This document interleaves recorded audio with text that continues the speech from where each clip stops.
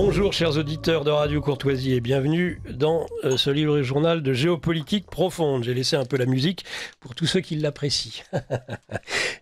Bon, et bien écoutez, je vais vous le re-souhaiter une seconde fois, mais déjà tout de suite, je vous souhaite tous mes vœux.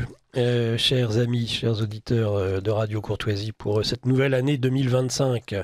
Et je vais revenir tout de suite pour vous les présenter de façon plus approfondie dans quelques instants, mais auparavant, pour ne manquer à aucune de mes obligations, je débute toujours en remerciant. En plus, elle est là, on est très heureux de la retrouver pour cette première émission de l'année. Ce n'est autre que Virginie à la technique. Merci Virginie d'avance pour cette réalisation. On rappelle que Virginie, on peut la retrouver aussi sous le pseudo de Nini Vlam. Voilà, ce qui permet d'entendre toutes ces productions, ces réalisations personnelles cette fois-ci. Voilà. Après la technique, il y a toujours à remercier évidemment un bénévole, tout comme les patrons d'émission, je le rappelle, et leurs assistants, un bénévole qui est au standard, qui reçoit vos appels téléphoniques, vos observations, remarques. Et interrogations, questions qu'on pose évidemment à nos invités ensuite. Et ce n'est autre que Patrice, à nouveau fidèle au poste, comme tous les samedis. On est heureux de la voir, évidemment. Je continue avec Lara. Bonjour Lara Stam. Bonjour Nicolas, bonjour chers auditeurs. Tous mes vœux de bonheur pour cette année 2025. Quoi qu'il arrive, voilà, santé, bonheur et prospérité à tous nos auditeurs fidèles à ce libre journal de géopolitique profonde et vos autres émissions auxquelles j'ai l'honneur d'être associée en tant qu'assistante. Vous êtes même, je crois, vous avez déjà fait vos preuves en tant que patronne d'émission dans des libres journaux de la relève. Oui, j'ai fait mes petits pas sur cette voie. Je suis désolé de ne plus pouvoir en réaliser pour ce qui me concerne. J'ai été pris un petit peu par le temps ces derniers temps.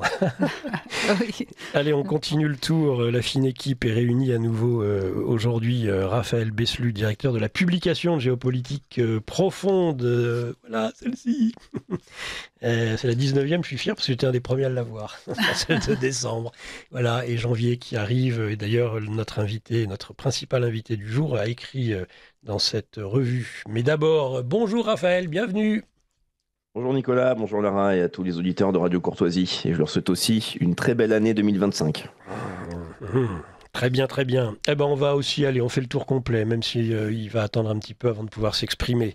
Justement, il a écrit dans la revue de janvier de Géopolitique Profonde un article, je crois, sur les BRICS. Ce n'est autre, vous le connaissez, vous avez l'habitude de l'avoir dans les différents formats que nous réalisons avec Lara. Ce n'est autre que Dimitri Tkochenko, entre autres fondateur, président d'associations dont le fameux Stop Russophobie. C'est étonnant qu'on ait besoin de dire stop à la russophobie aujourd'hui. Je croyais que toutes les phobies étaient interdites, qu'il y avait même d'ailleurs une belle cagophobe pour celle-ci. Ah mais non, on a le droit de se défouler. Ah les Russes, là on peut dire tout le mal qu'on veut. C'est pour se dédouaner de ne pas pouvoir dire du mal de qui que ce soit d'autre. Bonjour Dimitri Tkochenko, bienvenue. Bonjour à vous, meilleurs vœux à tous les auditeurs de Radio Courtoisie et de Géopolitique Profonde. Article sur les BRICS, c'est ça Sur les BRICS, oui. En se posant la question dès le début, la dialectique peut-elle casser des BRICS? La dialectique. Pour une certaine génération, ça dira quelque chose. C'était un film de karaté qui a été détourné, qui s'est appelé comme ça, la dialectique peut-elle casser des briques? Évidemment, tout est inversé. J'y reviendrai si vous voulez, mais peut-être que ce sera sur une émission sur les BRICS. Peut-être, ou dans celle-ci, si on a le temps. D'ailleurs, sur la fiche de The Economist, on peut se demander, à un moment donné, il y a un mur en briques. Parmi tous les symboles, on peut se demander si briques, justement, rime avec BRICS. Alors, jouer les deux. Bah oui, le jeu, bien sûr. Alors, chers auditeurs, voilà, c'est la première émission de l'année, c'est le premier libre journal de géopolitique profonde de l'année. Nous sommes en 2025, une année, à mon avis, on ne va pas s'ennuyer. On ne s'est pas ennuyé en 2024, faut bien le dire. Mais alors, je crois qu'en 2025, ça va être l'apothéose. Qu'est-ce qu'on doit garder, nous, à mon avis, à l'esprit sur Radio Courtoisie, l'esprit de Radio Courtoisie, c'est-à-dire l'esprit d'indépendance. C'est ce qui fait que cette Radio, qui est la dernière radio associative, je le répète, associative de la bande FM, tient toujours depuis la création dans les années 80 des radios libres. Alors, les autres ne le sont plus depuis bien longtemps, elle l'est celle-ci, parce que déjà, elle vous doit tout, à mon avis, ainsi que l'ensemble de ceux qui travaillent pour Radio Courtoisie. Elle vous doit tant, votre radio, votre chère radio, chers auditeurs. D'ailleurs, je rappelle toujours, je vais toujours sous les yeux des cochons, mais ça c'est pour nous en interne. Les petits cochons, dès qu'il y a un anglicisme, on le doit à nos chers anciens de Radio Courtoisie depuis l'origine. Voilà. Et puis un autre où on peut mettre de la menu monnaie. Et puis toujours là c'est terminé là, oui. Le marathon du don. Alors la voiture balai est passée, c'est trop tard. Vous êtes disqualifié. Non, vous n'êtes pas disqualifié. Il y a des sous les quand dons, même. Voilà. Et puis les dons, vous pouvez continuer bien évidemment. Voilà l'esprit de Radio Courtoisie. Cette liberté, cette indépendance. D'ailleurs, quand je suis arrivé sur Radio Courtoisie avec Alain Bournazel, avec Yvan Blot, on succédait à Jean-Paul Bled. C'était le livre journal de l'indépendance française. Voilà. Moi, ce qui m'a tout de suite plu dans cette radio, c'est que les patrons d'émissions sont indépendants, et c'est ce qui fait justement toute notre diversité. Parce que vous voyez, par exemple, sur Radio Courtoisie, quand ils sont arrivés, ils étaient plutôt avec le gaullisme en bandoulière, ils n'étaient pas nécessairement majoritaires sur Radio Courtoisie, mais ils étaient acceptés. Il y a cette diversité. Cette diversité, elle vient de la liberté, de l'indépendance. De l'absence de ligne éditoriale. Évidemment, en tant que patron d'émission, les personnes qui sont de toute façon bénévoles, ça va être assez difficile de leur imposer une quelconque ligne éditoriale, que ce soit dans le passé, le présent ou le futur. Ça, c'est évident. Mais cet esprit de liberté, elle est essentielle, et elle est aussi sur le lien très particulier que nous pouvons entretenir avec nos auditeurs, évidemment. Parce que les auditeurs, ils veulent entendre tel et tel patron d'émission. C'est la raison principale de leur don, on le sait bien. Ils veulent cette radio, parce que cette radio, c'est la leur. Et ce n'est pas excessif de le dire pour Radio Courtoisie, c'est très excessif pour l'ensemble des autres radios pour lesquelles il y a ce monolithisme. La liberté d'expression, c'est pas la liberté de dire systématiquement non plus le contraire de ce que peut dire les radios qui ont pignon sur rue, les radios de grand chemin, les médias de grand chemin. Oui, subventionnés, voilà, exactement. Donc là, à ce moment-là, il y a un monolithe. Et une radio qui dit, quel que soit son programme, exactement la même chose, alors que Radio Courtoisie, c'est tout à fait l'inverse. Il y a même un esprit presque, selon certains, d'anarchie de droite. Anarchie qui n'en est pas une, parce qu'elle est ordonnée, parce qu'évidemment, il y a néanmoins le respect. Chaque patron d'émission se doit, comme l'ensemble des intervenants sur cette radio, se doit à la loi, même si elle est de plus en plus restrictive. C'est l'esprit de responsabilité de Radio Courtoisie aussi. C'est l'éthique de responsabilité, c'est pas seulement l'éthique de conviction. Ça veut dire qu'on doit faire avec la loi, on doit éviter de mettre en danger ses pairs, sa radio. Il faut faire très attention à ça aussi, même si des fois on aimerait pouvoir en dire plus que ce que l'on peut dire. Alors je rappellerai juste la formule de Philippe Muret sur ce sujet, dans ses exorcismes spirituels, qui nous expliquait que dans le monde dans lequel nous vivions, et je crois que les personnes qui m'entourent aujourd'hui le savent mieux que moi, eh bien nous sommes dans un monde où on en dit un dixième et puis les 9 autres dixièmes sous le manteau. Je crois que c'était une formule, entre autres, qu'il y avait à l'époque de l'ex-Union soviétique. Voilà. On avait aussi une expression en ex-URSS qui était écrire entre les lignes. En fait, il fallait savoir contourner la censure, il fallait savoir laisser réfléchir le lecteur, l'auditeur, pour aller plus loin dans cette réflexion. Donc l'esprit de Radio Courtoisie, ce qu'il faut cultiver et qu'on va cultiver... Et peut-être Dimitri peut compléter aussi et qu'on va cultiver en 2025 de la meilleure des façons en restant présent en direct chaque semaine. Avec cette jalousie, il y a une belle jalousie, c'est la jalousie de la liberté, c'est notre jalousie. C'est pas la jalousie vis-à-vis des autres, c'est la jalousie vis-à-vis de nous-mêmes. Nous sommes extrêmement jaloux sur Radio Courtoisie de notre indépendance et de notre liberté. Et Dimitri, il va parler tout à l'heure, ma chère Lara, parce que d'abord, je regarde Virginie et je lui dis de lancer la revue. J'ai réservé juste 3 petits points qui, moi, m'ont fait sourire aujourd'hui, ou plutôt hier soir, lorsque j'ai regardé la presse pour préparer cette revue de presse ce matin. Le premier point, Que ne nous a-t-on dit sur, évidemment, eh bien, nous allions voir ce que nous allions voir, hein, au Proche-Orient, tout allait changer. Et grâce à cela, eh bien, nous vivrions en Europe, aux États-Unis, plus en quiétude, plus en paix, grâce à Benjamin Netanyahou, grâce à Israël qui allait casser le Hamas, qui allait casser le Hezbollah. Il y avait même un vide de Premier ministre à Matignon à l'époque, mais c'est un homme comme lui qu'il nous fallait. Eh bien, nous n'avions plus d'attentats sur le sol européen, ou pratiquement plus, ni aux États-Unis. Eh bien, depuis cette belle recomposition du Proche-Orient et puis l'acte final, on n'en sait rien, hein, j'ai l'impression que c'est loin d'être terminé encore cette histoire, mais en tout cas, la chute du boucher de Damas, eh bien, nous étions heureux, voilà, nous allions être enfin libres de vivre dans un Proche-Orient qui serait en plus inclusif, un gouvernement inclusif, multiconfessionnel, etc., etc. Juste une toute petite nouvelle amusante à vous livrer, sur laquelle j'aimerais vos commentaires.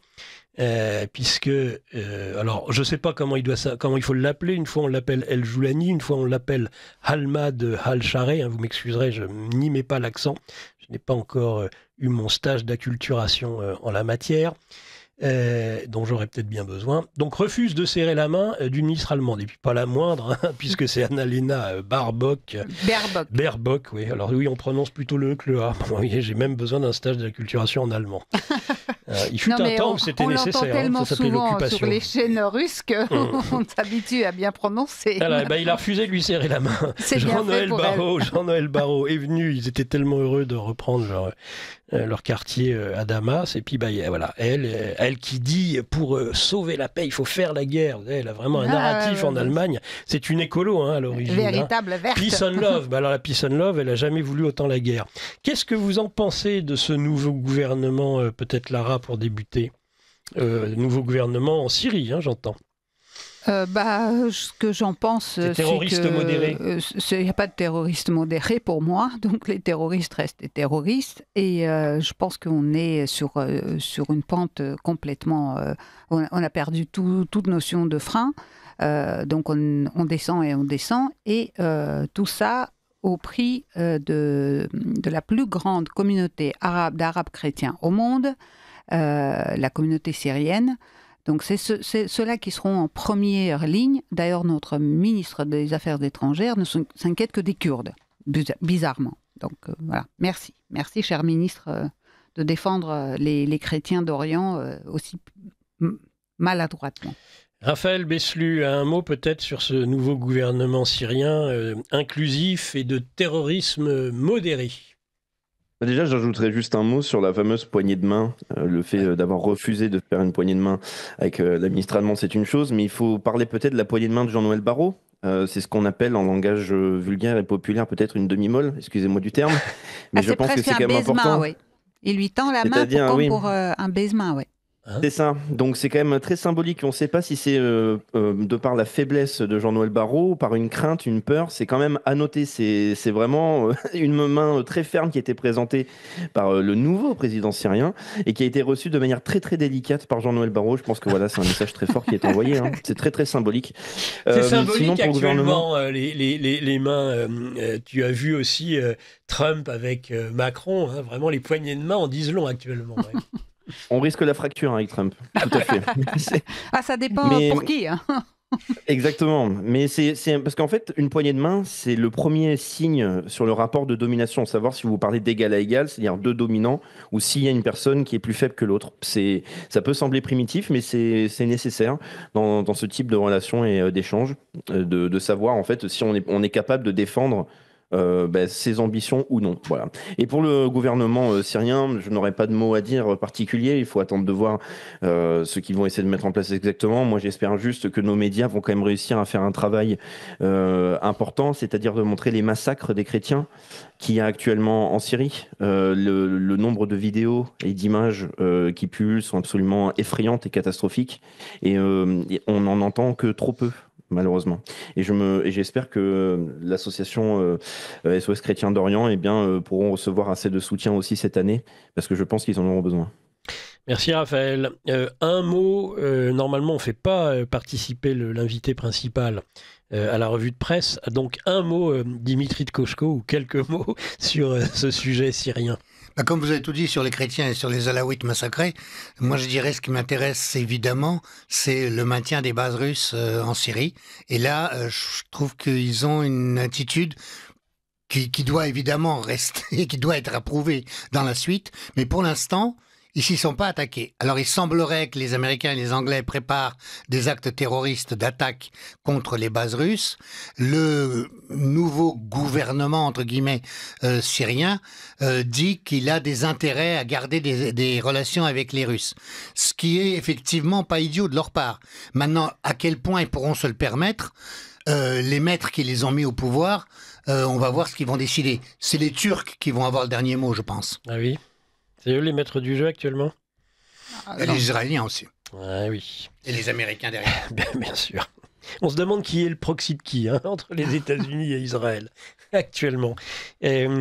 Elon Musk, tiens, Elon Musk fait de l'intrusion, de l'ingérence dans les élections étrangères. C'est fou, il crée un peu de diversité là où il n'y en avait pas, partout. C'est dingue, mais comment on peut contester les certitudes du monolithe mondialiste? Alors Elon Musk, rapidement, il a fait une tribune dans l'AfD, il soutient une tribune dans Die Welt, pardon, et où il soutient l'AfD. Il va rencontrer prochainement, ou en tout cas, je pense que c'est plutôt un échange téléphonique, il ne viendra pas nécessairement en Europe, Alice Weidel, donc la patronne de l'AfD, qui a un son de cloche extraordinaire, parce que c'était pas le cas il n'y a pas encore si longtemps, même un parti souverainiste, nationaliste, allemand, qui puisse dire on va quitter l'Union européenne, c'était inimaginable, il y avait même encore très peu de temps. Donc seul l'AfD, selon Musk, peut sauver de la destruction l'Allemagne. Alors il tient des propos aussi extrêmement désobligeants vis-à-vis de Keir Starmer au Royaume-Uni. Il soutient non seulement Nigel Farage, je crois même qu'il y a des échanges entre eux pour essayer d'aider au financement du chef du parti du Brexit, Nigel Farage, qui nous avait donné beaucoup d'espoir en 2016 grâce au Brexit. Et puis Trump, et malheureusement, il n'y avait pas eu de suite en France, on avait eu Macron. Il défend aussi Tommy Robinson, tiens, ça c'est encore plus étonnant. Il n'a aucune limite, Elon Musk. On rappelle aussi sa proximité avec Orban aussi. Eh bien, on peut parler de Kalin Georgescu, vous savez, en Roumanie, c'est quand même absolument incroyable cette histoire, parce que soi-disant, il y aurait une ingérence russe sur TikTok, on croit rêver. En tout cas, ils sont en difficulté, le mondialisme et les Européens sont en grande difficulté. Il soutient aussi, enfin, Musk, Giorgia Meloni. Si vous avez envie de dire un mot, Lara, sur les soutiens de l'homme le plus riche de tous les temps. Je suis très étonnée de l'absence de soutien vis-à-vis de la France, c'est-à-dire soit il n'a pas trouvé son favori, soit il n'y en a pas. C'est à méditer. Après, je serai toujours... Radio Courtoisie. Oui, j'ai toujours beaucoup de réticence à regarder le nationalisme allemand avec, bienveillance. Donc, c'est un peu dommage qu'il soit à la tête du mouvement de souverainisme en Europe. C'est pas... Enfin, moi, je suis pas très, très rassurée à ce niveau-là. Donc, j'appelle Elon Musk à étudier de près la situation française et ne serait-ce que soutenir les médias indépendants pour que émerge enfin cette figure qui doit faire partie de ses favoris. Merci Lara. Raphaël. Donc il y a plusieurs points. Je vais m'arrêter simplement sur le fait d'avoir cité Tommy Robinson. Ce n'est pas du tout un choix étonnant, c'est parce qu'il y a une affaire extrêmement importante, à mon avis, il est important de la citer, y compris dans cette revue de presse. Ouais. C'est une affaire qui a éclaté là au grand jour, c'est une affaire qui existe quand même depuis des décennies, ou en tout cas une problématique interne à l'Angleterre, c'est-à-dire des viols massifs, un nombre colossal d'enfants violés par des gangs de Pakistanais à travers tout l'Angleterre. On parle de plusieurs dizaines de milliers d'enfants, voire 250 000 enfants sur le XXIe siècle, depuis les années 2000. Et donc là, on a ces affaires qui ont commencé à éclater, qui ressortent, et qui mettent en avant le sujet qui a été exposé par Tommy Robinson, des fameuses émeutes, parce que je vous rappelle qu'il y avait eu des émeutes en Angleterre suite à des assassinats, encore une fois, de jeunes filles.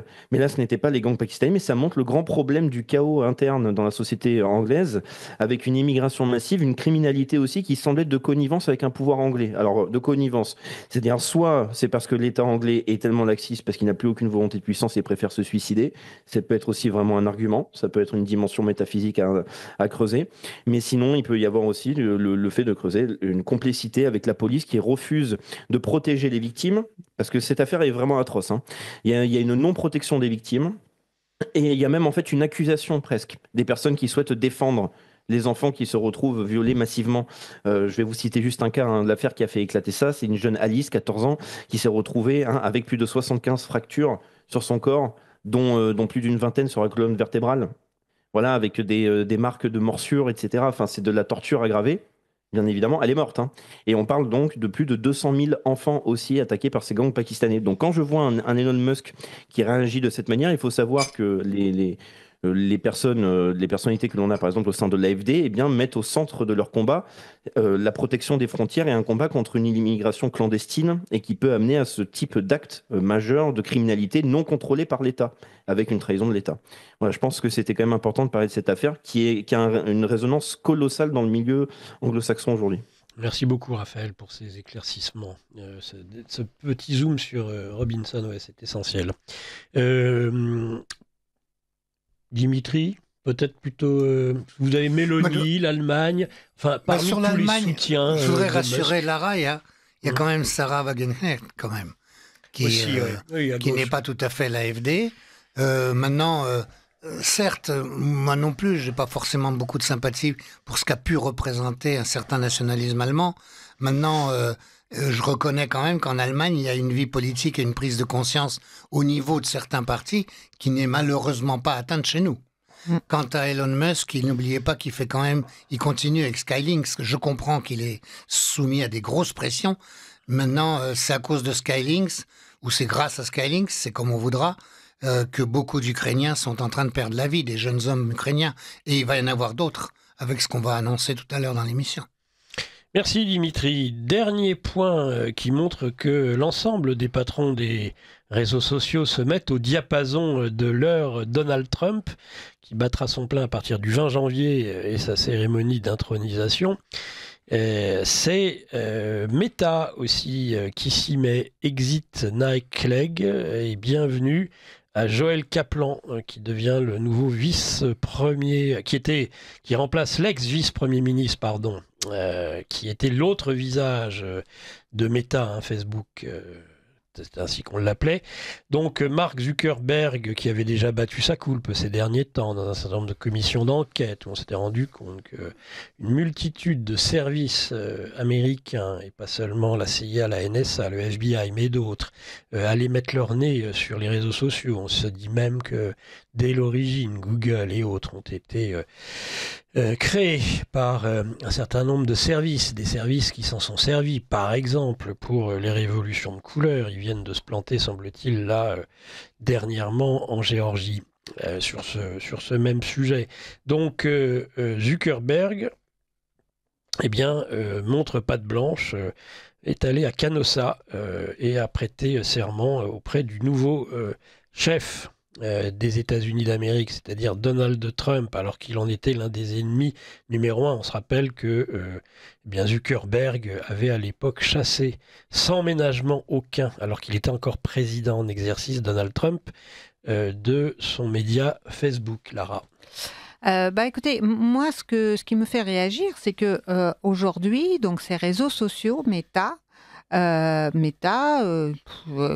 puis d'autres, Twitter, X, sont des postes, les postes occupés sont équivalents à des postes de ministres. C'est quand même quelque chose qu'on ne pouvait pas imaginer il y a 20 ans, que le niveau d'influence de ces réseaux sociaux soit placé pratiquement au même niveau que les ministres de la première puissance mondiale. C'est à méditer. C'est quelque chose d'étrange. Et à quand, d'ailleurs, la même chose chez Google? Parce que ce serait bien que YouTube soit un petit peu plus relax vis-à-vis de nous, je pense. Il serait temps. On a besoin de vacances. Merci Lara. Raphaël? Alors oui, c'est un sujet qui est très intéressant. Il est plutôt complexe. Il y aurait, je veux dire, en tout cas, il y a plein de ramifications et plein de sujets qui pourraient être développés. Moi, je vais simplement me concentrer sur la position intéressante de Mark Zuckerberg en lui-même.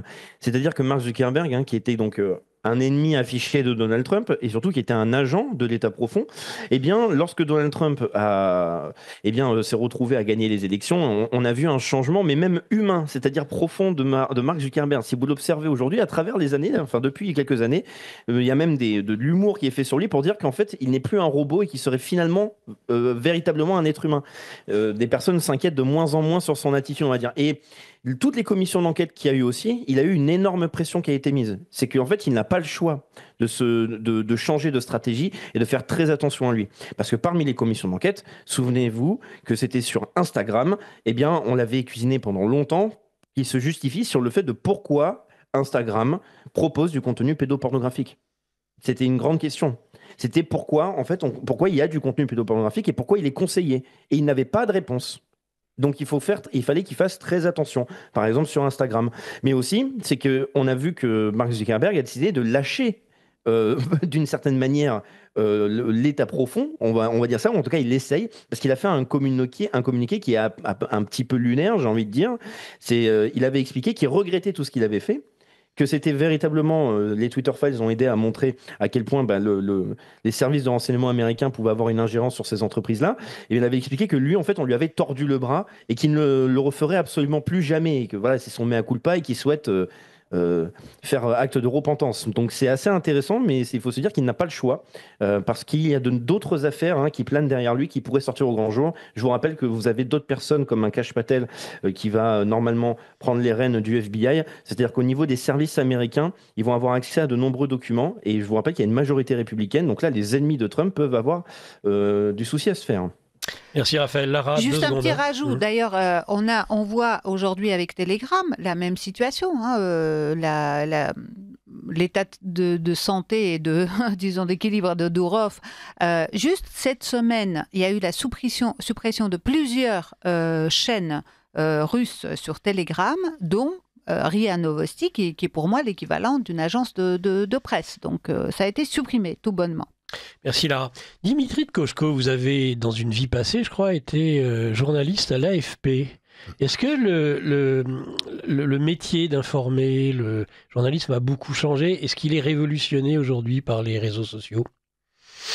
La révolution dans les réseaux sociaux a commencé déjà depuis un certain temps pour le journalisme.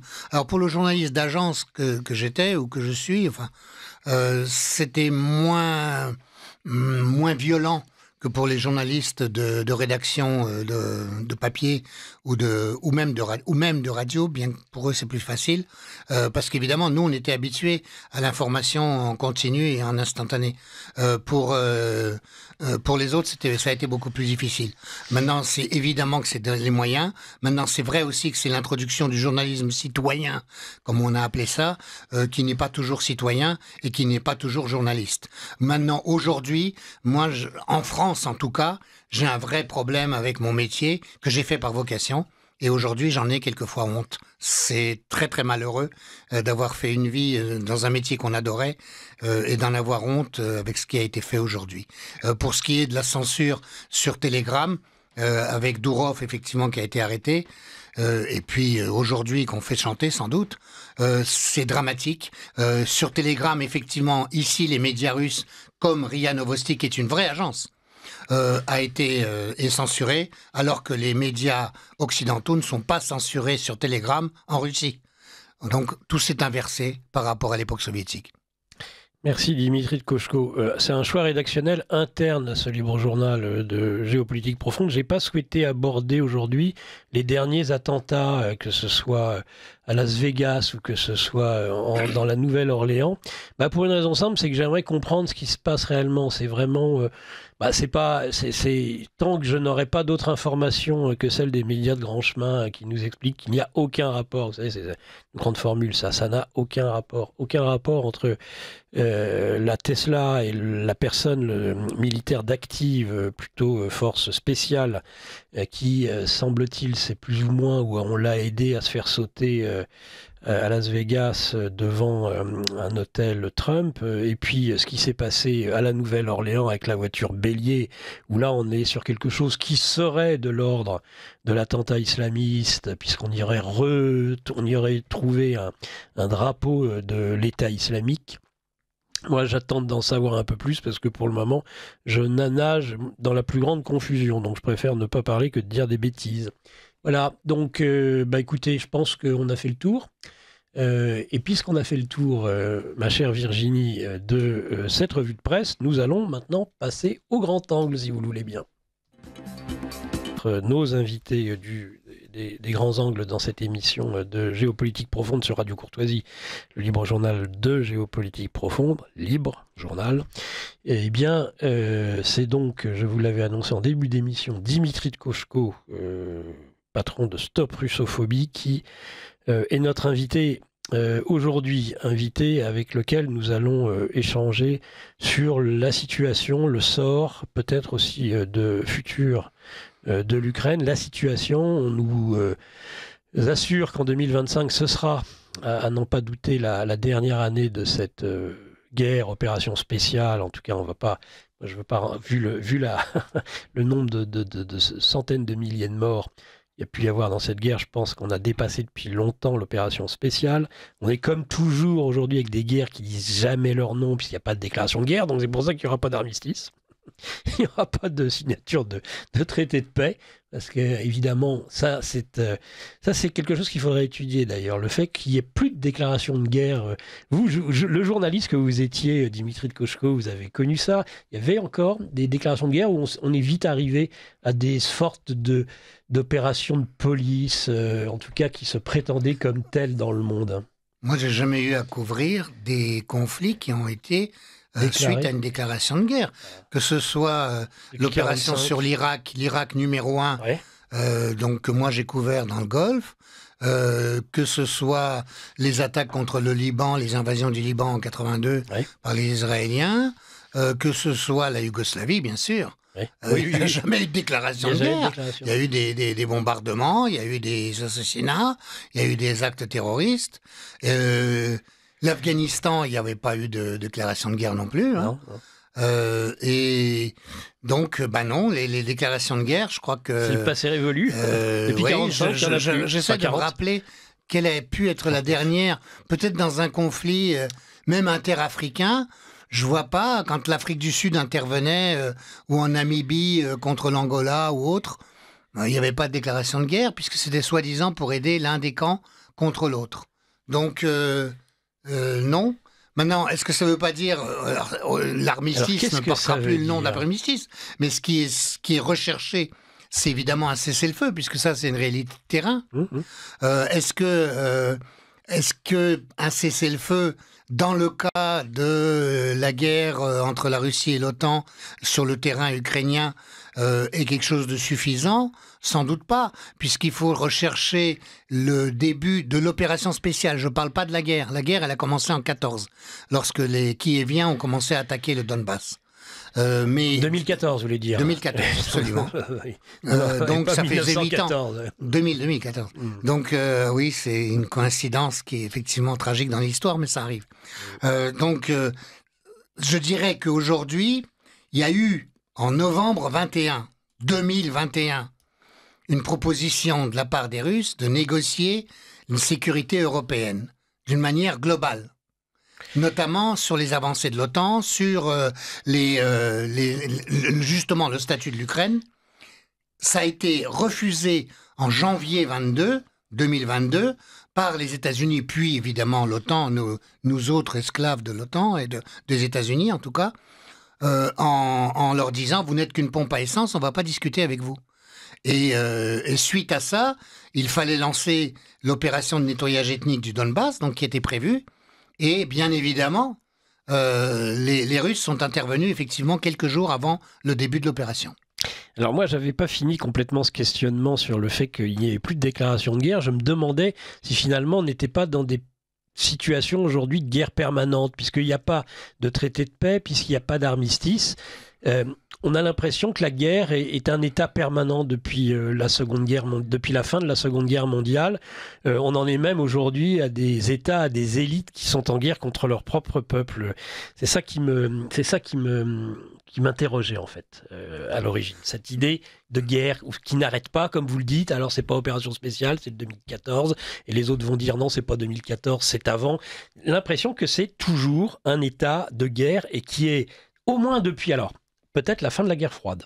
Peut-être que ça, c'est un élément déclencheur de nouveaux processus guerriers et de violence dans le monde. Je ne sais pas. Je pose la question. Non, au tout début après l'écroulement de l'URSS, je pense qu'il y a eu un moment, effectivement, relativement pacifique, dans la mesure où la Russie s'était effondrée, elle était totalement soumise, on avait monté au niveau de l'hégémonique, au niveau du mondialisme oligarchique, on avait même créé quelques petits oligarques russes qui faisaient suffisamment les clowns pour que la propagande puisse se servir de leurs péripéties pour rendre les Russes encore peu sympathiques, comme ils l'avaient été du temps soviétique.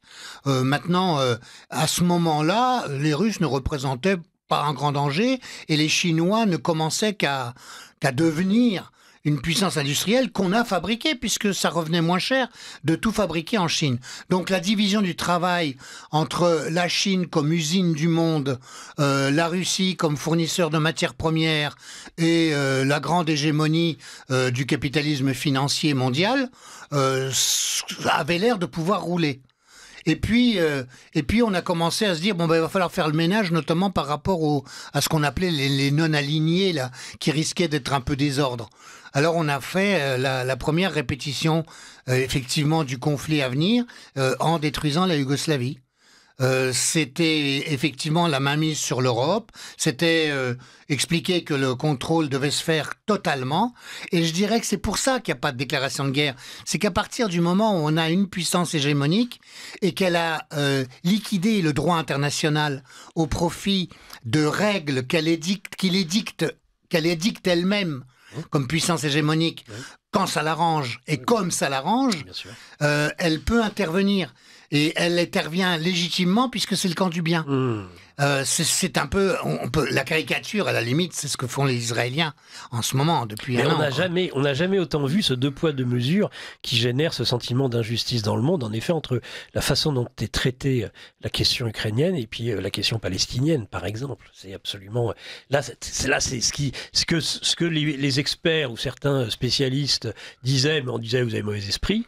Aujourd'hui, c'est flagrant. On est sur une apocalypse, on est sur un dévoilement complet de cette situation. Regardez la Moldavie ou la Roumanie au niveau électoral et la Géorgie. En Géorgie, on a considéré que c'était truqué, alors que même les observateurs ont tous admis que c'était tout à fait correct. Et puis, en Moldavie, en Roumanie, ou alors c'est gros comme le nez au milieu de la figure, qu'en Moldavie, évidemment, ça a été totalement truqué, puisque la diaspora, soi-disant, qui aurait donné la majorité à Sandu, en fait, n'avait pas le droit de voter, puisque la Transnistrie n'a pas voté, et tous les immigrés moldaves en Russie, et il y en a en plus qu'en Europe occidentale. Il n'y en avait pas, il y avait 10 bureaux de vote avec très peu de bulletins de vote. Donc évidemment qu'ils ne pouvaient pas voter. La Moldavie, donc ça a été truqué totalement. Et en Roumanie, là c'est la caricature totale. Là ils n'ont même pas fait un effort d'imagination.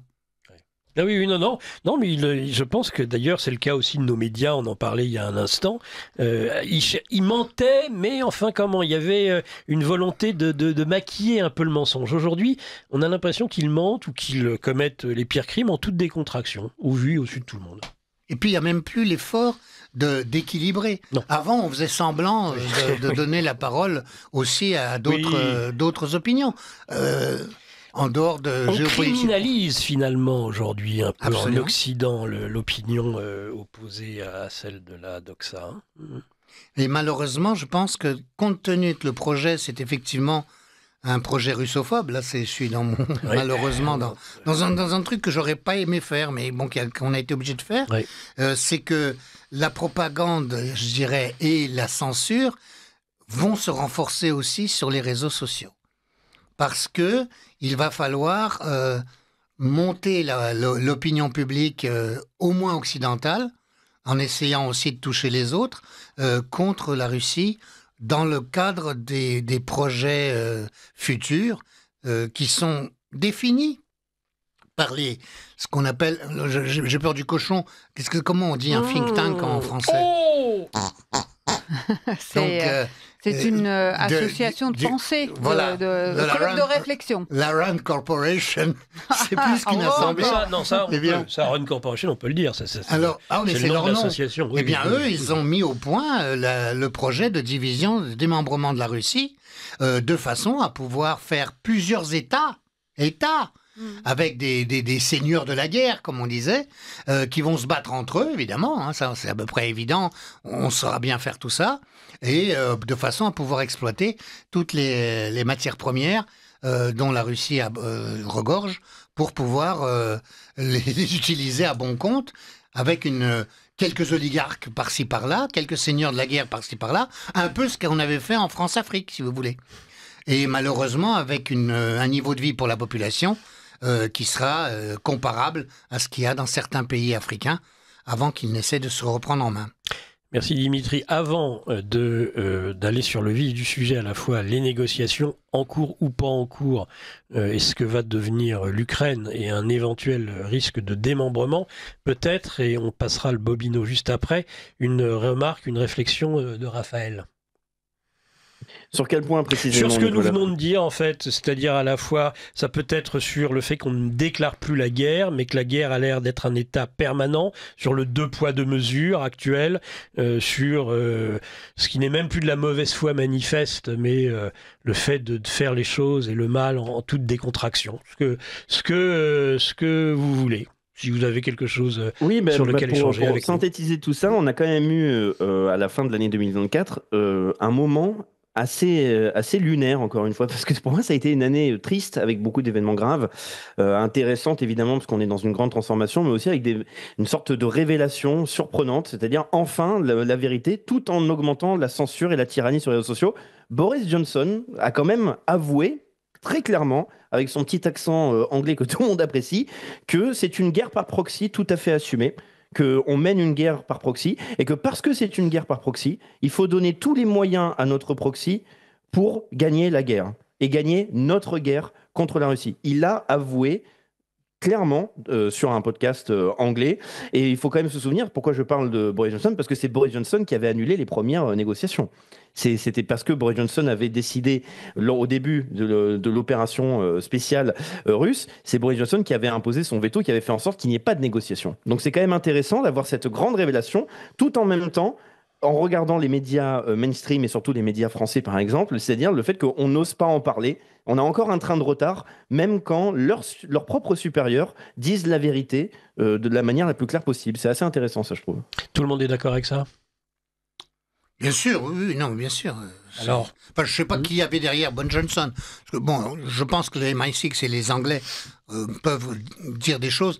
Maintenant, je pense quand même c'est en collaboration avec le cousin d'outre-Atlantique, quand même. Bien évidemment. Très bien, bien évidemment que c'est le bobino maintenant, chers auditeurs. On vient de politique profonde en compagnie de notre invité principal qui est Dimitri de Koshko. Je suis aidé pour cuisiner notre ami de Stop Russophobie par Lara Stam et Raphaël Beslu, le directeur de la publication de Géopolitique profonde. Un auditeur d'accord sur l'inquiétude au sujet du sort des chrétiens d'Orient, en Syrie notamment. Je suis par contre étonné que Radio Courtoisie n'ait rien dit sur les exactions du régime baassiste. Tiens, Dimitri de Koshko, les exactions du régime baassiste. C'est-à-dire que ça confond deux notions, je dirais. Il y a une dictature, celle de Hafez el-Assad, qui durait depuis les années 70, et qui était beaucoup plus dure que celle de Bachar, soit dit en passant. Fils, oui. Et du reste, Bachar n'était pas du tout le fils qui était destiné à prendre le pouvoir, logiquement. Lui, visiblement, d'ailleurs, c'est sans doute sa faiblesse relative qui a permis les opérations telles qu'elles ont été menées. C'était le fils Bassel qui devait... C'est ça, absolument, mais qui est bon, c'est l'héritier. Donc voilà, je dirais... Et par ailleurs, le bassisme, lui, en revanche, est une forme du nationalisme arabe qui, n'oubliez pas, a été créé par des chrétiens, hein, Michel Aflaq notamment, et qui représentait justement une perspective pour le monde arabe qui passait vers une sorte de laïcité et en tout cas en dehors de l'islamisme. Quand Hafez el-Assad a fait a effectivement bombardé les islamistes et a fait un grand massacre d'islamistes, c'est vrai, il l'a fait justement au nom du bassisme. Condamner le bassisme en lui attribuant la dictature qu'il pouvait y avoir en Syrie, c'est mélanger les notions et je pense que c'est pas très bien. Il faut pas. Je pense que le bassisme était une issue pour le monde arabe qui, évidemment, aujourd'hui, me paraît bien peut-être basculer dans le passé, Ah oui, peut-être. Mais peut-être pas, hein, c'est des choses qui renaissent aussi. Hein. Regardez Arafat à Tripoli au Liban, hein, pas Tripoli en Libye, qui aurait donné quoi que ce soit pour la survie d'Arafat. Et il a survécu. Donc dans l'histoire, il y a des choses comme ça. Comme on dit toujours en politique, il ne faut jamais dire jamais. Alors, on dit jamais, jamais, jamais, jamais. Qu'est-ce que jamais la paix? Il va y avoir à un moment donné, ça va se terminer en Ukraine. Ça va se terminer. Est-ce que ça va se terminer par une capitulation du régime ukrainien? Est-ce que la paix sera acquise? Est-ce qu'en 24 heures, Donald Trump va réussir à rétablir la paix dans cette partie de l'Europe de l'Est? Est-ce que Poutine n'en fera qu'à sa tête, enfin pas qu'à sa tête, il n'en fera que selon ses objectifs sur lesquels il a été très clair. C'est l'Occident qui n'est pas clair sur ses objectifs, ou il ne l'est que trop, hein, si on écoute Boris Johnson. On en est où, Dimitri de Koshko, déjà sur le bilan et puis sur les perspectives de paix en Europe de l'Est? Est-ce que je peux faire une petite blague? Enfin, c'est blague, mais à la fois une information. Vous venez de me planter ma question. Là. Non, Dimitri va réfléchir à la réponse. Dimitri va réfléchir à la réponse et moi, j'ai envie juste de raconter une petite anecdote. Donc, ma question, je la reposerai ou vous la poserez à ma place? Non, mais Dimitri est très bon. Il a retenu la question. Je voulais juste vous dire que Zelensky, aussi, hein. Actuellement, est passé de l'autre côté du miroir parce que désormais, il se croit être dans un état de... il a raconté qu'il a parlé à un soldat amputé de jambes et suite à cette conversation, le soldat s'est mis à marcher. Donc c'est très sérieusement, il a dit ça, très étonné en disant « mais j'ai ce pouvoir, j'ai fait marcher un soldat. » Vous savez qu'entre vous deux, j'ai du mal, parce que je suis pris vraiment entre deux personnes, dont l'un... Non mais Nicolas, ça vaut quand même comprendre le personnage. Non mais peut-être, mais là c'était pas le sujet. Vous auriez pu après l'ajouter peut-être, Lara, je pense. Moi j'aimerais savoir où on en est. Si vous le voulez bien, sur le sujet ukrainien. J'aime bien la question parce qu'on aurait dit c'est la suite. Je vais vous laisser, puis ça sera encore mieux comme ça. Nicolas, c'est la suite de la revue de presse, la façon de poser la question. C'est-à-dire que, et alors Poutine, il va faire quoi? Et puis Zelensky, etc. Mais la guerre, elle se passe, parce que c'est la guerre, effectivement, on est tombé d'accord là-dessus, c'est que c'est pas Zelensky qui décide. Non. Il décide d'une chose, Zelensky. Il a décidé d'une chose. Et ça, c'est important. Hier, il a signé, alors évidemment sous pression de ses maîtres occidentaux, de ses sponsors, il a signé la mobilisation à partir de 18 ans. Vous vous rendez compte le nombre de morts qu'il va y avoir avec ça? C'est dramatique. Le nombre de gens qui vont éviter la mobilisation. Vous avez vu qu'il y avait même dans les mobilisés, lors d'une mobilisation, ils ont réussi à casser une jambe à un jeune. Donc c'est ce niveau-là de force. En fait, il y a des faits encore pires que ça. C'est qu'il y a des gens qui sont justement embarqués de force dans la rue et qui, quelquefois, une fois qu'ils sont arrivés au poste, là où... ils appellent ça RTC, je crois, ou quelque chose comme ça. Les casernes. Eh bien, il y en a qui se font tuer. Il y en a qui sont tués sur place avant même d'être envoyés au front, en quelque sorte. Non, c'est dramatique, ça, de ce point de vue-là. Alors, effectivement, c'est une des hypothèses qui existent, c'est que la population ukrainienne n'accepte pas trop cette mobilisation à partir de 18 ans. Bon, il y a beaucoup de gens qui sont quand même partis. Il y a beaucoup d'hommes qui, quand ils ont pu, se sont enfuis d'Ukraine. Donc, mais il ne faut pas sous-estimer. Ça veut dire quand même qu'il va y avoir une masse humaine qui va pouvoir être lancée sur le front. Or, aujourd'hui, vous avez vu qu'il y a eu hier à Gdynia, hier ou avant-hier, des débarquements de 2 vaisseaux américains pleins à craquer de matériel militaire. Donc c'est des gros bateaux de débarquement hein, qui ont un millier de véhicules qui sont en train d'arriver donc sur le terrain ukrainien. Donc on peut prévoir sans doute une opération en préparation pour faire durer au moins les choses, pour sans doute aussi permettre d'impliquer en plus des gamins de 18 ans qui vont être mobilisés, des guillemets volontaires ou mercenaires de l'OTAN. Moi, j'ai beaucoup de témoignages de combattants russes du côté de Koursk qui me disent toutes les conversations qu'on intercepte sont soit en anglais, soit en français, soit en allemand. Polonais. Et en polonais. Et en polonais, bien sûr. Mais les Polonais, ça fait longtemps qu'ils y sont déjà. Eh bien, ça veut quand même dire quelque chose. Ça veut dire que ce qui est aujourd'hui le leitmotiv, en quelque sorte, sur le fait que l'Ukraine est écrasée, qu'il n'y a plus personne, qu'il n'y a pas de matériel, que ça va très mal, qui sont, il faut bien le dire, repris abondamment par la propagande russe. Et on se demande bien pourquoi. En fait, c'est des galéjades. C'est pas si vrai que ça. C'est vrai que l'armée ukrainienne est mal commandée. C'est vrai qu'il y a énormément de pertes humaines du côté ukrainien et qu'il manque de gens. Maintenant, avec la mobilisation forcée qu'ils vont faire là à partir de 18 ans, ils vont refournir leurs réserves humaines, qui vont pas durer forcément très longtemps, parce que le temps de former un soldat de 18 ans ou 20 ans, c'est évident qu'ils ne l'auront pas. Donc c'est des gens qu'ils envoient carrément au hachoir à viande, comme disent les Russes. C'est dramatique. C'est vraiment dramatique. Est-ce que, Raphaël, tu veux réagir sur ce qui vient d'être dit ? En fait, j'aurais plutôt une question pour Dimitri Koshko, parce que je pense que c'est l'un des analystes les plus intéressants de la question sur ce sujet ukrainien. Mais je suis certain qu'il a un commentaire sur l'action de notre beau pays qu'est la France et le résultat de la brigade Anne de Kiev. Ça aussi, je pense que c'est important. C'est ce que je voulais aussi demander, voilà. C'est un sujet important parce financé que je vous par rappelle la France, hein. Voilà, financé, formé par la France, on en a fait des unes de journaux. C'est comme si en fait on avait nos super-héros qui allaient aller en Ukraine pour inverser la situation, mais peut-être rappeler ce qui s'est passé immédiatement et quelle est aujourd'hui la finalité de cette fameuse brigade Anne de Kiev qui, encore une fois, permet, je pense, de toujours faire ce comparatif entre l'idéologie et, c'est-à-dire c'est vrai qu'il y a le cochonnet, mais je suis à distance, donc je vais me permettre l'anglicisme. Non, c'est la méthode Coué, voilà. C'est l'autosuggestion positive, c'est on va y arriver. Et la réalité du terrain, c'est-à-dire la réalité de la production d'obus, la réalité des hommes, la réalité du front, la réalité du matériel, et surtout la réalité du moral des soldats.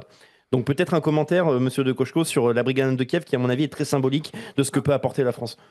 Alors, selon les sources, Anne de Kiev, donc ça représentait 2500 hommes qui ont été entraînés du côté de Mourmelon. Je cite effectivement Mourmelon exprès parce que c'est là que se trouve à Saint-Hilaire-le-Grand le cimetière du corps expéditionnaire russe qui a combattu pendant la guerre de 14-18 aux côtés des troupes françaises. C'était 40 000 hommes quand même, 4 divisions qui ont été envoyées par le tsar pour aider les Français.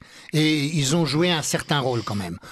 Donc c'était carrément, mais je dirais c'est de la perversité. Bon, mais ça nous étonnera pas malheureusement aujourd'hui. Donc ces hommes-là, il y en a eu, d'après les sources, que moi je considère pas comme à 100%, mais enfin en tout cas ils disent qu'il y a eu une 50aine de désertions encore en France. Ce qui me paraît relativement sage de la part des Ukrainiens qui sont partis, effectivement. Et puis, dès qu'ils sont rentrés en Ukraine, ils ont eu d'abord, avec un équipement français, mais qui était quand même assez faible, semble-t-il, ils ont été dispersés au lieu de rester soudés, enfin de rester en tant que bataillon pouvant combattre lui-même. Ils ont été dispersés et il y en a un millier, c'est-à-dire presque la moitié, qui ont déserté, qui se sont enfuis. Maintenant, où est-ce qu'ils se sont enfuis? Comment ils vont aller plus loin? Ça, c'est difficile à savoir, parce que plus ça va, plus c'est cher de corrompre les douaniers et les policiers qui laissent sortir vers l'étranger. Et la plupart, beaucoup s'en vont vers la Russie, d'ailleurs. Oui, d'ailleurs, donc cette bataillon financé par l'État français, elle est inopérante. Il est déserté à moitié, il a été dispersé un peu partout. Donc c'est pas envoyé au... Donc il est a priori pas très efficace, non, effectivement. D'autre part, on peut se poser la question, je pense que Xavier Moreau le pose assez bien, puisque lui connaît bien la partie, hein. Il dit, mais comment des officiers français, qui sont par ailleurs très bons en opérations extérieures, etc., hein, peuvent former des soldats ukrainiens ou des officiers ukrainiens qui en savent plus qu'eux. Parce que dans un conflit de haute intensité, ils ont l'expérience. Donc c'est un peu bizarre. Maintenant, il faut quand même de toute façon étudier la technique, manipuler les techniques. Là, il va y avoir la question des mirages. Maintenant, les mirages, c'est pareil. Il y aura sans doute des gens formés pour piloter les mirages. Et les Ukrainiens sont d'un niveau suffisant pour ça. Mais l'ennui, c'est que le matériel, lui, n'est pas adapté au reste du matériel. Donc ça pose beaucoup plus de problèmes que ça n'en résout. Tiens, je vais me faire plaisir avec un auditeur qui, lui, m'écoute. Intéressante remarque de Wikipédia. C'est mon cher Denis. Ne pas déclarer la guerre permet d'éviter de se sentir entravé par les lois de la guerre reconnues internationalement. Intéressant, bien courtoisement. Moi, il y a en tout cas 2 sujets sur lesquels, mon cher Dimitri, je souhaite vous interviewer. C'est à la fois la question d'éventuelles négociations futures. Est-ce qu'il y en a ou pas? Et porte-t-elle sur le sujet seulement de la paix? Est-ce que le président élu a déjà envoyé ses émissaires? Est-ce que des échanges ont lieu? J'ai cru entendre, mais vous allez peut-être me dire le contraire, que Poutine disait qu'il était prêt à rencontrer, dès qu'il le souhaitait, Donald Trump pour parler justement d'un processus de paix. Alors c'est ce qu'a dit Poutine, oui. Il l'a dit publiquement. Donc ça, il l'a dit aussi qu'ils étaient toujours prêts à négocier. La Russie a toujours été prête à négocier. Alors, attention, là-dedans, c'est vrai. Il faut être 2 pour négocier. En soi, c'est vrai. Il faut être 2 pour négocier. Avec qui va négocier? Absolument, non mais de l'autre côté, ils le disent aussi. Alors pour ce qui est des rumeurs de négociations actuellement entre des hauts fonctionnaires ou des diplomates russes et des représentants de Trump, notamment il semblerait auprès de l'ONU à Genève, je dois dire, moi je ne suis pas arrivé à le confirmer. Mais il y a 2 éléments qui me font penser qu'il y a eu quelque chose. C'est une déclaration de Nebezia, c'est-à-dire le représentant russe auprès de l'ONU à New York, qui a dit hier, les propositions qu'ils font sont dans un flou absolu. C'est de toutes les façons a priori totalement inacceptable. On sait même pas sur quelle base arriver à discuter. Et les déclarations de Lavrov, donc le ministre des Affaires étrangères, qui il y a quelques jours a dit très clairement la Russie n'acceptera pas un règlement qui n'inclut pas une négociation globale sur la sécurité européenne. C'est-à-dire, en fait, ce qu'il proposait dès novembre et décembre 2021. Et en disant, on refuse tout cessez-le-feu et solution à la coréenne, dont rêve absolument, apparemment, l'équipe Trump. Alors aujourd'hui, si on se fie à ce que raconte la presse de grand chemin d'ici, qui dit il y a un plan de Trump sensationnel pour la paix. Alors voilà, on arrête tout sur la ligne de confrontation et on envoie des soldats gardiens de la paix Alors, des Allemands, alors, je ne sais pas s'ils vont envoyer Annabelle ou pas, mais enfin bon, ça va être dans ce genre-là, des Français, des Anglais, et alors ils vont garantir la paix. Ah, ça, je veux le garantir. C'est-à-dire qu'il ne faut quand même pas prendre les Russes pour des imbéciles, quoi. Même s'il y a un lobby à l'intérieur de l'établissement russe en faveur d'une négociation à tout prix, je ne pense pas qu'ils puissent arriver à accepter à se faire rouler à ce point-là. Qui va, au niveau finalement russe, qu'est-ce qui influence? On dit de Poutine, on dit qu'il est centriste, qu'il arbitre entre les tours du Kremlin. Est-ce qu'il subit aujourd'hui des pressions en sens inverse, certains le poussant plutôt à négocier et puis à arrêter cette guerre, pas à tout prix, mais en tout cas faire en sorte que si elle peut s'arrêter rapidement, eh bien faisons-le. Et puis ceux qui au contraire veulent le pousser, considèrent qu'avec les sacrifices qui ont été faits, la guerre qui a été menée à l'origine d'agression de l'OTAN, selon les Russes en tout cas, et qu'il faut aller beaucoup plus loin. Est-ce que vous pensez qu'il a cet arbitrage à faire? Oui, incontestablement, il y a les deux tendances existent en Russie et existent à un niveau d'influence. Il y a ce que je dirais, ceux qui représentent la couche ou la bourgeoisie comprador des années 90, qui sont encore très présents, même s'il y en a certains qui sont partis, effectivement, et qui ont tendance à vouloir retrouver leurs acquis ou leurs privilèges dans la relation avec l'Occident. Poutine lui-même étant non seulement un centriste, mais un occidentaliste quand même. En plus. C'est un occidentaliste contrarié. Il y avait les gauchers contrariés avant. Eh bien, lui, c'est un occidentaliste contrarié. Et il a été contrarié par les Occidentaux. Bien sûr, hein. Ce qui est, à mon avis, la pire des bêtises. Bon, mais maintenant, il est un occidentaliste tout en étant quand même un patriote russe. Alors ça, c'est embêtant. Parce que et on peut pas être l'un et l'autre. Eux, ils ne veulent pas qu'il y ait patriotes russes, ils ne veulent que des pompes à essence qui leur vendent au meilleur prix et qui ferment leur... voilà. Et c'est tout. Poutine, il n'était pas d'accord avec ça. Donc, évidemment qu'il est très sensible à cette pression des oligarques, ou des restants d'oligarques, des compradors, je dirais. Et il y a le côté patriotique, je dirais, ou bien extrémiste, je dirais d'autres, mais enfin, c'est pas extrémiste, en fait, c'est nationaliste, patriote aussi, qui disent, attention, c'est pas vrai du tout, c'est vrai que sur le front, ça va mieux, mais c'est pas du tout gagné. Contrairement à ce qu'on raconte. Nous, pour l'instant, on a grignoté, on économise les hommes, mais on manque d'hommes. Il faudrait, pour bien faire, pour arriver à une vraie, au moins un cessez-le-feu durable sur le terrain ukrainien, il faut arriver jusqu'à Odessa et faire la jonction avec la Transnistrie. Et avec le coup de la crise du gaz, l'Ukraine qui a coupé le passage du gaz, là on voit bien dans la Transnistrie dans quel état elle est.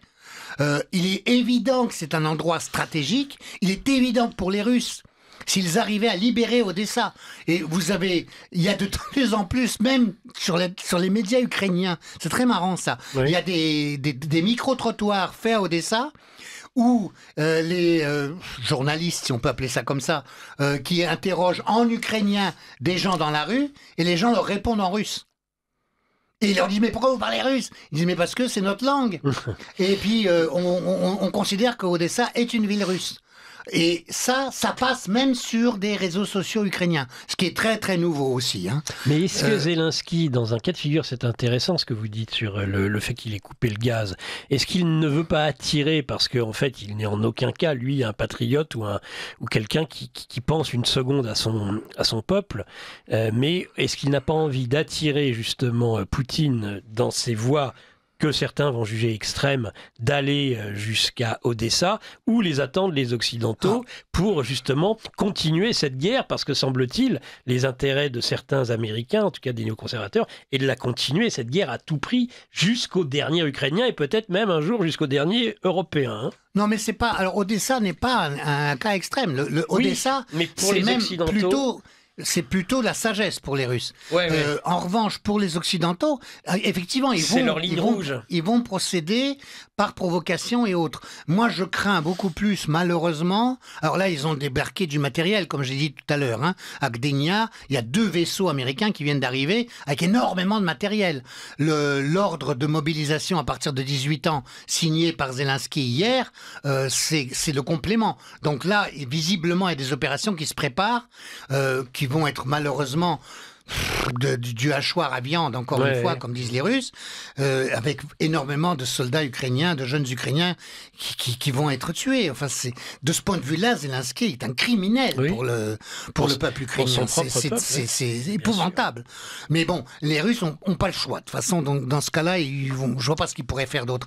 Mais là où les provocations risquent de se faire et que essayer de provoquer justement que Poutine fasse l'irréparable de façon à se couper notamment d'une partie des BRICS, des pays des BRICS, et de se couper d'une partie de son opinion publique, c'est plutôt une provocation de type nucléaire. Malheureusement, n'oubliez pas, il y a deux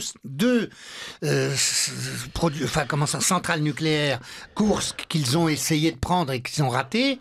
Mais il y a Zaporozhye, qui est quand même, bon, elle est arrêtée, donc c'est peut-être moins dangereux, paraît-il. Mais il n'empêche que c'est encore possible. Il peut y avoir des attaques là-dessus. Vous avez encore cette inquiétude? Ah oui, honnêtement, bien sûr. Et puis, il va y avoir des actes de piraterie. Il y a les actes de terrorisme, l'assassinat du général Kirillov. C'est très important parce que c'est lui qui avait dévoilé tous les laboratoires de guerre bactériologique. Et c'est lui... Et en plus, c'est un savant, ce gars-là. C'était pas seulement un général. Il avait...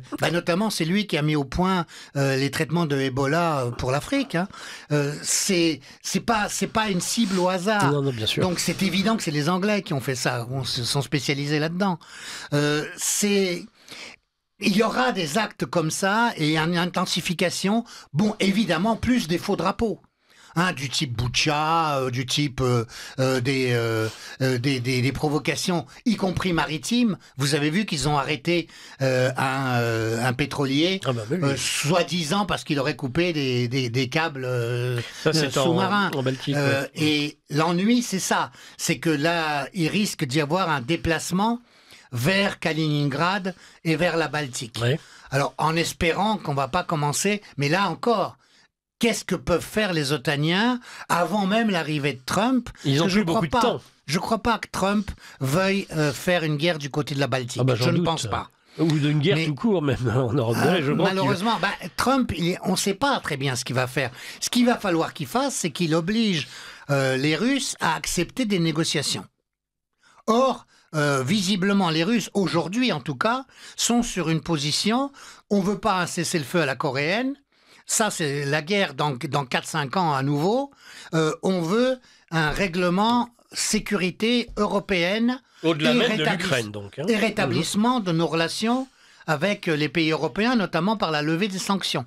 Alors ça, vous pensez... Justement, j'interrogeais le colonel Beau avant-hier sur ce sujet, et il me disait non, les Russes, a priori, n'ont pas demandé jusqu'à présent la levée des sanctions comme un préalable à la paix en Ukraine. Et qu'après tout, les Russes... Lavrov l'a dit quand même.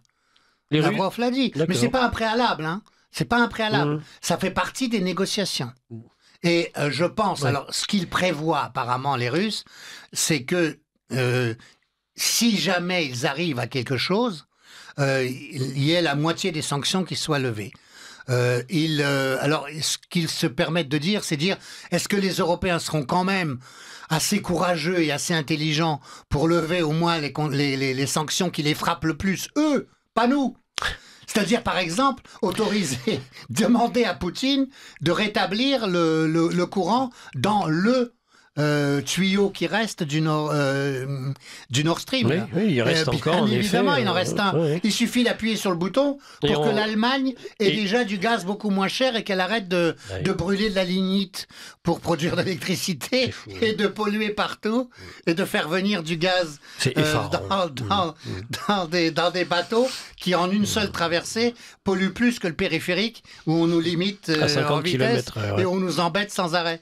sans parler des appartements qu'on ne peut pas louer parce qu'ils sont soi-disant émetteurs de gaz carbonique, qui passoire thermique, ouais. Comme pour tout auditeur de Radio Courtoisie qui savent à quoi s'en tenir sur le gaz carbonique, qui est un gaz de vie, de végétation, et qui nous permet justement de survivre. Donc, vous vous rendez compte un peu dans quel empire du mensonge on se trouve. Ouais, bien sûr. De ce point de vue-là, Solzhenitsyn n'y pensait pas avoir raison autant. Hein.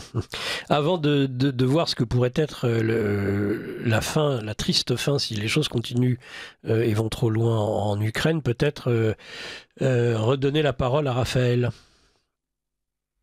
Oui, bien sûr. C'est-à-dire que la grande question sur ce que va faire concrètement Trump, il est difficile de savoir quel pourrait être l'angle des négociations, même s'il pourrait y en avoir, parce qu'une des priorités quand même de Trump, ça va être de renforcer le marché du dollar. Et on l'a bien vu sur les différentes déclarations, pour les partenaires qui souhaiteraient quitter le marché du dollar ou en tout cas le contester, il y a un retour du bras de fer important qui va avoir lieu. Donc, je me demande quelles pourraient être les conditions pour arrêter ce conflit avec l'Ukraine. Je pense, en tout cas, c'est une des émissions que l'on avait pu faire sur Géopolitique Profonde, c'est que moi, un des angles qui m'a le plus convaincu, c'est de refiler un peu la patate chaude pour l'Europe, pour permettre à Donald Trump et à son équipe de se concentrer sur le marché mondial qui devrait être renforcé. C'est plutôt ça. Quand on voit les différentes sanctions qui ont pu être mises, est-ce que la Russie, maintenant, est-ce que c'est un argument qui permet de mettre en difficulté la Russie, c'est-à-dire de vouloir lever les sanctions? Est-ce que la Russie subit majoritairement encore aujourd'hui les sanctions? Est-ce qu'elle a réussi à s'adapter? Et est-ce que la nouvelle consolidation avec le Sud global permet d'avoir une certaine opposition? Ça, c'est quand même un argument qu'il faut, à mon avis, intégrer pour voir sous quel angle peut être fait. Mais là où moi je trouvais très intéressant les arguments et les différentes analyses de Dimitri Koshko, c'est sur en fait comment l'Ukraine pourrait être séparée plus tard en fait. C'est parce que on en oublie, on parle là par exemple du couple franco-anglais, parce que là aussi c'est un couple très belliciste qui pourrait potentiellement continuer à vouloir amener cette opposition et ce conflit avec la Russie, mais on parle aussi très peu de la Pologne, et je trouvais ça toujours intéressant d'intégrer ce pays dont on parle peu, mais qui semble, si on s'intéresse sur le plan historique, avoir certaines velléités. Voilà. Donc de velléités par rapport à l'Ukraine. Exactement, tout à fait. C'est très bien, ça me va bien, puisque c'est justement l'autre sujet que je voulais aborder, que nous voulions aborder avec Dimitri de Koshko. Alors, oui, bon, là on est un peu dans le mar de café quand même, hein, mais enfin, bon, disons dans le potentiel, en tout cas, c'est évident que c'est un des aspects. Je voudrais juste rebondir sur le dollar. Le dollar, paradoxalement, le rôle du dollar, et ce qu'a souligné donc Trump en lançant un avertissement sur le dollar, je pense que paradoxalement, c'est peut-être un élément de négociation avec les Russes qui peut être possible pour un compromis, parce que avec les BRICS et les Russes n'ont jamais voulu détruire le dollar. Ils ont voulu simplement, en même temps que le dollar, commencer à pouvoir faire des échanges entre eux d'une autre manière. Et plus le dollar imposait de sanctions, plus les Américains imposaient de sanctions autour du dollar, plus la tendance anti-dollar, entre guillemets, se renforçait. Mais il est évident que les Russes savent bien que sur le dollar, il faut qu'ils mettent la pédale douce. Parce que les Chinois et les Saoudiens, qui n'oubliez pas, sont en pointillés dans les BRICS, ne veulent rien lâcher sur le dollar. Oui. Ils ont tellement de dettes en dollars de la part de l'Amérique qu'il est évident que là-dessus, ils vont faire attention. Et donc les Russes non plus. Ils n'ont pas intérêt à trop détruire le dollar.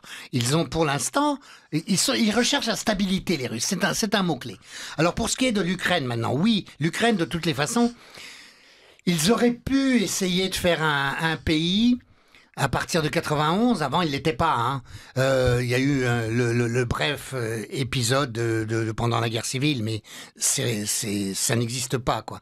En tout cas, l'Ukraine, en tant que république soviétique qui est devenue indépendante en 91, aurait peut-être pu marcher si elle n'avait pas d'idéologie où elle rejetait la moitié de sa population avec une idéologie de Untermensch. Considérer les Russes comme des Untermensch, alors que les Ukrainiens qui les considèrent comme des Untermensch, justement idéologiquement, sont eux-mêmes des gens de Galicie qui étaient traités par les Polonais qui dominaient la Galicie avant que ce soit l'Autriche-Hongrie, puis que ce soit les Polonais à nouveau, comme des serviteurs qui avaient droit à tous les mépris. Hein. Du reste, les Ukrainiens de Bandera, donc les collabos avec les nazis, hein, avec toutes les nuances, ont massacré beaucoup de Polonais en Volhynie en 43. Oui, bien sûr. 100 000. C'est pas mal quand même. Hein. Oui, il y a des passifs historiques. Et donc, les Polonais s'en souviennent et tout il semble-t-il dernièrement. Tout en parlant de beaucoup d'amitié pour l'Ukraine, etc., et la solidarité, en fait, dans les faits, ça a été rappelé abondamment récemment.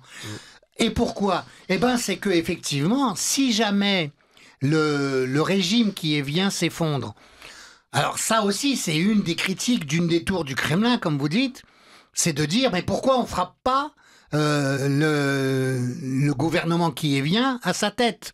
Pourquoi on autorise ces espèces de tourisme occidentaux là à venir à Kiev se pavaner pour les médias occidentaux auprès du palais présidentiel à Kiev?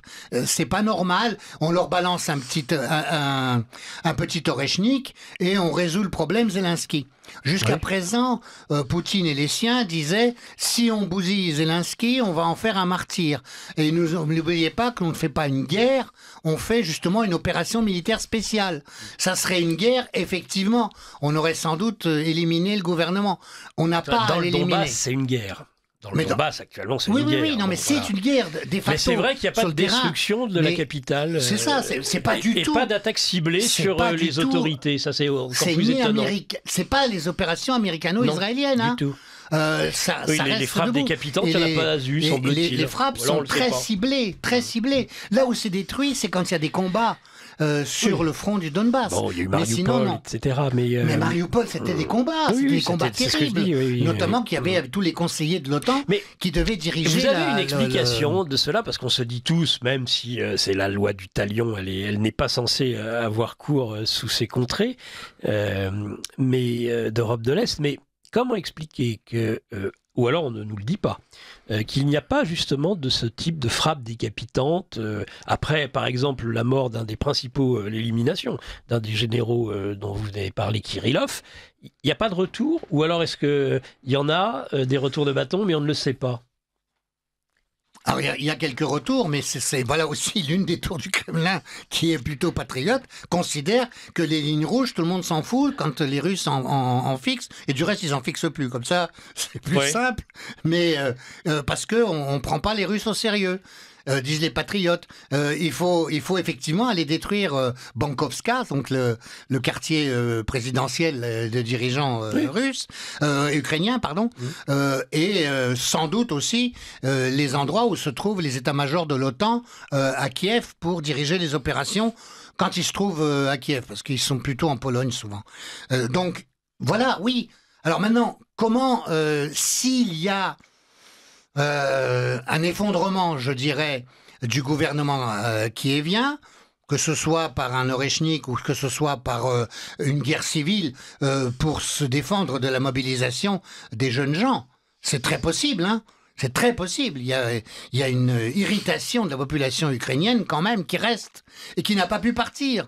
Donc c'est ceux qui n'ont pas pu payer pour se barrer. Oui. Eh bien, il est évident que dans ce cas-là, ça sera bon appétit, messieurs. Donc ça veut dire que la Pologne vient sur la Galicie.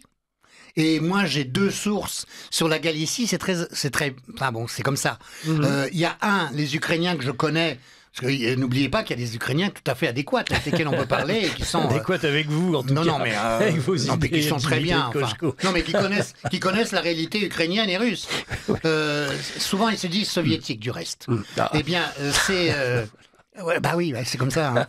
Hein. Et eux s'inquiètent, quand ils sont galiciens, du fait que les Polonais vont reprendre la Galicie et que du coup, ils vont être privés de leurs appartements parce que en Pologne, ils ont privatisé, ils ont rendu aux descendants des propriétaires de l'époque austro-hongroise les appartements et l'immobilier. Donc du coup, ils ne savent pas où ils vont aller, tous ces gens-là. Et ça, c'est une inquiétude qui est très réelle, que je vous dis, j'en suis témoin. Enfin, il y a beaucoup d'amis qui m'en ont parlé. Ouais. Et deuxièmement, il y a des nationalistes galiciens qui sont réapparus. Alors les nationalistes galiciens, c'est ceux qui prônent... Alors je crois que c'est un duché. la Galicie. Et alors eux, ils voudraient reprendre contact avec les Habsbourg. Alors je sais que l'ambassadeur de Hongrie, c'est un Habsbourg, hein, ici à Paris. Eh bien, ils veulent reprendre contact avec les Habsbourg pour arriver à essayer de promouvoir une indépendance de la Galicie, notamment contre les Polonais, bien sûr, puisque c'est d'eux qu'ils ont le plus peur, bien sûr, et contre les Russes, de façon à ce que les Russes ne mettent pas non plus la main sur la Galicie. Mais je pense que les Russes sont guéris. Hein. Ça, les bêtises de Staline de prendre la Galicie, je crois qu'ils sont guéris là. Hein. Mais en revanche, les Hongrois, eux, ils veulent évidemment donner une certaine liberté. Et puis reprendre les parties qui ont été annexées après 1918, qui ont été d'abord attribuées à la Tchécoslovaquie aussi, hein, et puis qui ont été reprises ou prises par les soviétiques au nom du fait que, alors ça c'est très compliqué, hein, ce qu'on appelait les Ruthènes, qui sont en fait les Russines, donc une population qui est à la marge des Russes, et qu'on retrouve en Voïvodine, en Yougoslavie, donc vous voyez, tout est lié, hein, puissent, disons aussi, reconnaître les droits des Magyars, parce qu'ils existent de l'autre côté des Carpates. Et eux aussi n'ont pas eu le droit de parler hongrois, par la direction qui a pris le pouvoir lors du Maïdan. Vous vous rendez compte? Donc c'est ça. Il peut y avoir aussi des ambitions roumaines sur une partie de la population roumanophone, disons. Donc, vous voyez, oui, l'Ukraine, évidemment, toute la partie de Novorossiya, c'est-à-dire celle qui va de Kharkov à Odessa, en arc de cercle, avec le Donbass, Kherson, Zaporozhye, etc., Nikolaïevsk, eh bien tout ça, évidemment, repasserait en Russie, puisque c'est les bolcheviks qui l'ont accroché à l'Ukraine. Bon, la Crimée, j'en parle même pas parce que c'est une évidence. Et donc, il resterait une Ukraine centrale autour de Kiev. Une sorte de croupion quand même. Disons que ça serait un État enclavé qui pourrait être un État tampon neutre, mais qui pourrait retrouver une certaine prospérité s'il se réintégrait dans l'économie russe.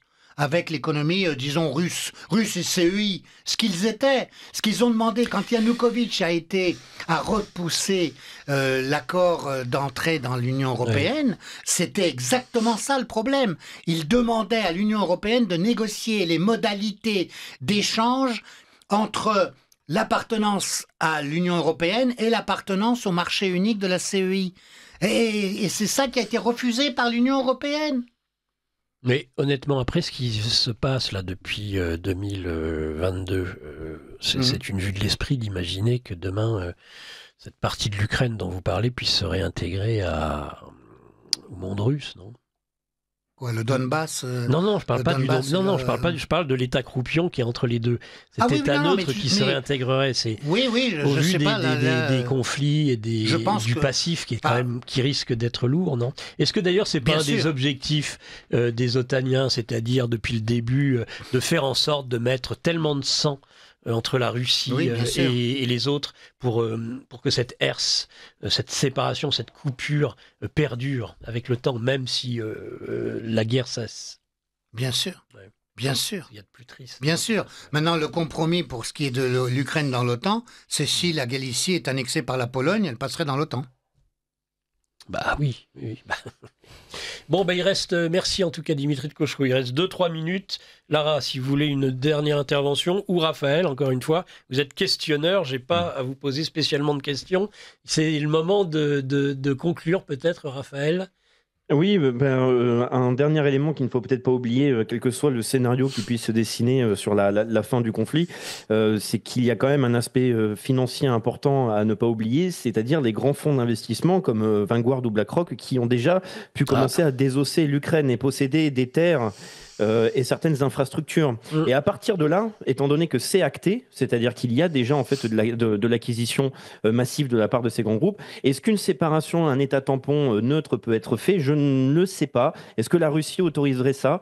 C'est un peu aussi comme sur certains territoires, le fait qu'il puisse y avoir des agents en fait de ces entités bellicistes de l'Occident. Est-ce qu'elles partiront du jour au lendemain? C'est une question à laquelle, à mon avis, il est difficile de répondre. Et surtout, est-ce que la Russie autoriserait donc, si elle arrive à annexer des territoires où d'ailleurs les populations locales voudraient rejoindre le territoire, enfin l'entité russe. Est-ce qu'elle laisserait du coup à cette frontière-là ce type d'État? Je ne sais pas. Donc ça ajoute à mon avis un flou un peu plus important sur la finalité du conflit. Je pense que ça restera un point de tension important. Et pour ça, à mon avis, il faut aussi regarder, encore une fois, j'en parle régulièrement, mais c'est ce couple franco-anglais, parce que face à toute cette réalité militaire, on voit qu'une certaine élite européenne, elle continue à croire, une telle méthode de Coué, qu'il est possible de gagner cette guerre. Et quoi qu'il en coûte, comme le dit notre président d'ailleurs. Ouais, merci Raphaël Beslu. Merci Lara Stab, merci Dimitri Tkochenko de vos interventions respectives qui ont fait vivre cette émission. Je terminerai avec notre Michel Dumas qui nous fait là un joli quatrain, si j'ose dire. Qui pourrait donc régler le problème ukrainien? Emmanuel, bien sûr, le nouvel Essénien. Venez, humain messie au logos athénien, sauver des barbaries le bon peuple arménien. Voilà. Et donc, il aurait même pu s'exprimer sur ce sujet. C'est celui que vous allez retrouver maintenant. C'est-à-dire Mike Borowski, lui, qui nous parle de la Galicie, qui nous parle de sa Pologne d'origine. Eh bien non, il préfère pianoter comme à son habitude sur son téléphone portable. Vous allez avoir le livre-journal des controverses maintenant. Chers amis auditeurs de Radio Courtoisie, encore une fois, je vous souhaite une excellente année 2025 qui commence en fanfare dans ce livre-journal de géopolitique profonde. Merci et à la semaine prochaine sur Radio Courtoisie.